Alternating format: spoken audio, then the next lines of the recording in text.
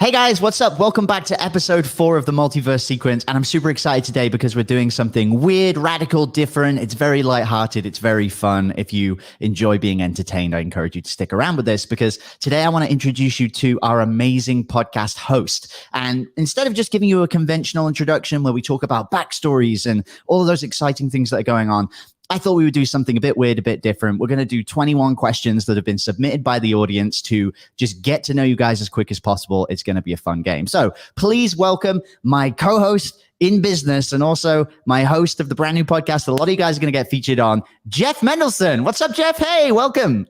What is good, man? This is totally exciting. Thank you so much for inviting me to this. Dude, super fun. So I wanted to get everybody to kind of get to know you a little bit better. And so I went behind the scenes and I emailed everybody in my audience and I said, guys, I'm going to play 21 questions with Jeff. And we're going to go in and get some really fun answers. And naturally, because my audience like to make fun of me, I guess they want to see us in pain. They gave me a list of questions that are quite entertaining, to say the least. You haven't seen these questions, right, Jeff? They're completely blind to these. I don't have the questions. I'm a little nervous now because you're hyping them up so much. But at the same time, I'm like, dude, let's do this. Like, yeah, I can handle anything at this point. It's going to be super fun. So guys, just so you guys know, what we're going to do is we're going to pull up a timer on the screen just like this. It's a 9-minute timer. And we're going to try and get through these 21 questions in 9 minutes or less. And me and Jeff are just going to quick fire through them. I'm going to actually join in on this because I think this could be entertaining. So guys, if you are ready, we're going to dive right into this. Jeff, are you ready? Let's do it. Okay. 3, 2, 1, let's go. Okay. Question number 1. What is your favorite color of underpants? Favorite color of underpants, dude? That's what you open up with? Yeah, I mean that there was. Yeah, what do you got? What do you got? This is what I got. This is one. Definitely black. Great. I'm going like striped underpants. That's great. Okay, what's your favorite ice cream flavor? Question 2. Favorite ice cream flavor. So it is vanilla, but with any kind of alcohol, like a rum or a tequila or like a liqueur, pour on top of that. That is bomb. Wow, boozy ice cream. I love it. For me, I'm very vanilla, but it's just because I like Ben and Jerry's chocolate brownie. That's like my favorite one, the brownie one. Very good. Okay, question number 3. What's your favorite moment in Cinemagraphic history? Oh, yeah. All right, so I got to set up this one. The first Superman movie, right? There's a scene where Superman takes Lois Lane to fly around Metropolis, and then he drops her off back on her porch, right? And then there's no cutting of the scene, right? So he basically drops her off, flies, and we see Lois walk back into her apartment, and then again without cuts, Clark Kent knocks on the door, and that's what totally seals the deal for you because that's when you know that. Okay, he really is the same person. I love it. That's legit. A little nerdy, but super nerdy, but that's cool. We're good like that. What's my favorite moment? In Gladiator, my favorite movie, where he's in the arena and he's just like, "Are you not entertained?" That's one of my favorite moments in history. Okay, 4. What was your go-to hobby in high school? My go-to hobby. Again? Go-to hobby. Hobby in high school. Geez, that would have to be video games because I just didn't have time for friends. What was the video game? I was playing a lot of I had an Atari at home. Jeez, now I'm dating myself, right? So I would play things like Missile Command and things like that. Like I hung on to those game consoles for a good long time. I love it. And it just became something of like, okay, yeah, let's do it. So I love it. Actually, my go-to hobby in high school was also gaming. I was playing RuneScape though. So there we go. Now you're dating yourself. So. Right, exactly. There you go. All the Gen Zs are like, what? What's RuneScape? It's Zima for the win. Like, dude, yeah, look it up. What's your all-time favorite TV show? Question number 5. Oh dear. All-time favorite TV show. It would have to be Oz. Oz. Okay. Oz. Yeah, that prison show on HBO. I love it. I was like, Wizard of Oz? That sounds cool. No, I like it. My all-time favorite TV show, actually, this is a curveball, is going to be Legend of Korra, which is an animated version of like the last Avatar Airbender. Weird. Okay, next one. What's your favorite gadget? Question number 7. My favorite gadget now is this microphone. right? Because now it's like this microphone has given me a platform. This microphone gives me authority. This microphone just, it makes me awesome. So I'm going to go with that. There you go. My favorite gadget is I have these LifeX light bulbs in my house where I can basically turn them on and off, voice activation, which makes me feel like I'm in Back to the Future. So that's good. I missed the question. Question number 6. What's the main thing on your bucket list?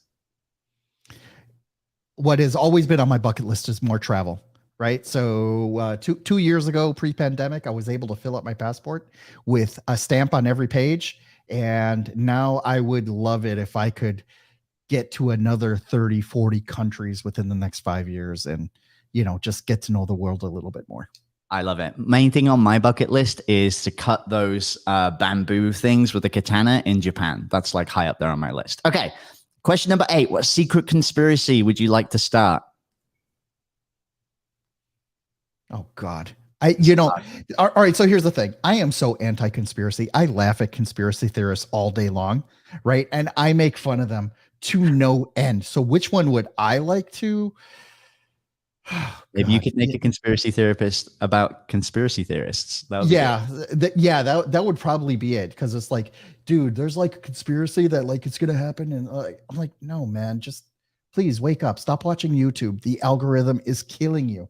I love it. So, my secret conspiracy is that all YouTube creators are secretly in league with one another to take over the universe. I think that's, I would love to start that one.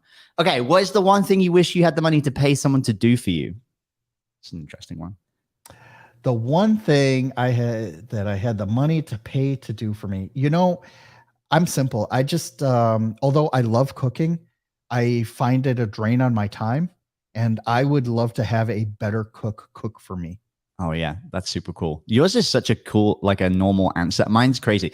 If I had the money, I would pay somebody to like plan out fun international travel for me. Like if I had enough money and I was, had millions, I'd just be like, hey, your full-time job for 80 grand a year is just to like make a really fun, exciting schedule for me to go do cool shit. I think that would be, really cool. I would say my runner-up would be, so Snoop Dogg actually has this, he has a guy that rolls. Oh, you want a weed roller? Yeah, he's got a weed roller. When I heard that, I was just like, that's it. Hashtag goals. You got to make that happen. Okay. Question 10. What gives you butterflies in your stomach? Anytime I have to get up and speak in front of somebody. Oh, that's good. Like more than 3 people. I'm like, oh geez, shoot me now. Please. Honestly, I get butterflies from like unresolved conflict. If there's conflict, I'm like, butterflies right there. Okay, question 11. I'm going to speed up. Do you like to plan out things or be spontaneous? I'd like to be 70% spontaneous, 30% planned out. Like it. I'm 90% spontaneous all the time. Okay, question 12. What's the best Wi-Fi name you've ever seen? Big Virus. Big Virus. Oh, I like that. Yeah, because it's like you go someplace and it's like no one will ever connect to a Wi-Fi that is called Big Virus. I love it. My favorite one is when I saw like CIA white van, and it's like pretending there's like the CIA in like a white van on the street. Okay, question first 13. Who is the last person you stalked on social media? All right, this is actually easy for me because I stalk everyone who I interview on my podcast on social media. So, like nobody gets past me. I have a lot of tricks, just to figure out whether they're the real deal or not. So I stalk a lot of people. There you go. Shamelessly. Okay. So who was it? Who was the last person? The last person is, her name is Dr. Amanda Barintez. And it's just, I want to know who it is that I'm talking to. I want to know what they're about. And I want to get a feel for their personality before I get them on my show. Oh, I love it. My last one was someone called Rooster Teeth. Still don't know who they are. My sister was like, they're a funny gaming channel. You need to watch them. Okay. Question 15. How do you feel about putting pineapple on pizza? What the hell is wrong with people? Who does that? Pineapple on pizza? I used to like it. Not yeah. Now I'm just, because you grew up. Well, no, what happened was I saw all the memes about it. I was like, peer pressure, can't put pineapple on my pizza anymore. Okay. 16. If animals could talk, which one would be the rudest? Which one would be the rudest? I would probably say like a bulldog. It's like, how the hell did you breed me so damn ugly? I think ducks are super rude. They're just walking around, just like they look cute, but they're going to give you some shit. In one sentence, how would you sum up the internet? The greatest story ever told. Wow, that was really good. I was going to say a bunch of degenerate meme sharers. That's even better. 18. What would be the absolute worst name you could give your child? Oh, anything that rhymes with the word snot. Okay, that's fair. What would be the worst name I could give my child? I think like ocean or tree or something nature filled. Okay, sorry if your child's called that and you're listening. Which sport would be the funniest to add a mandatory amount of alcohol to?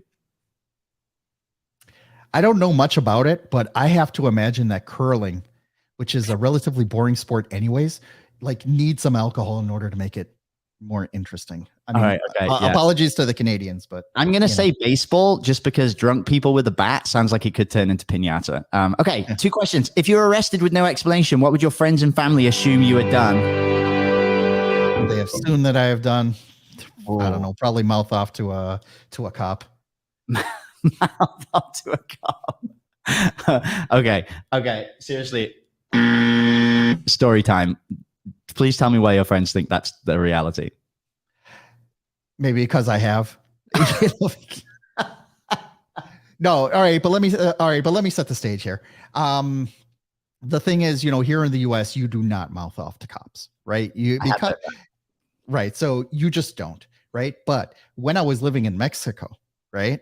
That's when I was, I learned that there are hierarchies of policemen, like the ones in the brown uniforms are the traffic cops. And then you got the blue ones who are in charge of security. Then you got the ones with the bulletproof vests that are like higher up. And then you got the federales, like you have these different things.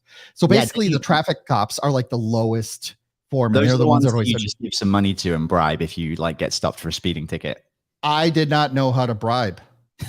Right? Nobody like that's not a skill they teach you when you land there and you start driving. Right. So at first I was just handing out, 50s and hundreds, pesos, not dollars, just trying to get out of this stuff. Right. But as soon as I started realizing that, no, I'm still in a position of power here. Right. That's when I started one time it got a little good to me because my girlfriend at the time, she starts mouthing off to him. And I'm just sitting there like, holy shit, your mouth to a cop, like, what the hell are you doing? And she's like, oh, don't worry about it, he's a brown uniform guy, like he's not gonna do anything. There we go. But, That reminds me. but still, that reminds me of that joke. You ever heard that joke about the pirates where the captain's like, bring me my red shirt in case he gets stabbed, and then he's like, bring me my brown pants because there's a big ship coming? I wonder if the traffic cops are the same. They're wearing the brown uniform just in case. Yeah, right. I love it. All right. We managed to get through 20 of the 21 questions. The only question we didn't get through was the last question, which is, what is your recurring nightmare? I think we should answer it anyway. Jeff, what is your recurring nightmare? I had a recurring nightmare, legit. Right after I graduated right after I got my MBA, and this happened for a solid year, I would, my nightmare would be that the school would call me up and it's like, hey, bro, like the credits, you're missing one more class, you got to come back. And it was just scary because it was like, no, but I worked so hard for this and I put so much time into this. And it's like, no, I'm not going back. I'm like, I'm done with you. And it's like, no, bro, you got to come back. That's crazy. So, I legit have a recurring nightmare, and it's actually really similar. So I left school at 16 and went and got like my first full-time job. I used to work in a computer store, and I very frequently wake up and have this nightmare. It's a nightmare because I'm back in my job, but like I'm just like working in the store and like dealing with problems and dealing with shit.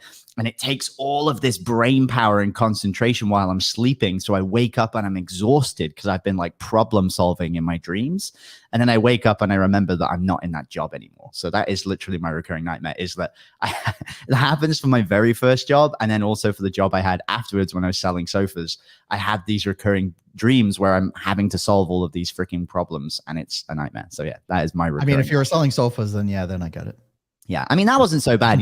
My full-time job was to sit on my ass and talk to people, so it wasn't terrible. It's actually not too dissimilar to a podcaster. It's kind of what I do now. I'm just, sitting down and talking to people. But that was awesome. Jeff, thank you so much for coming through, doing 21 questions. I wanted to get people to see a different side to you before they jump on these interviews.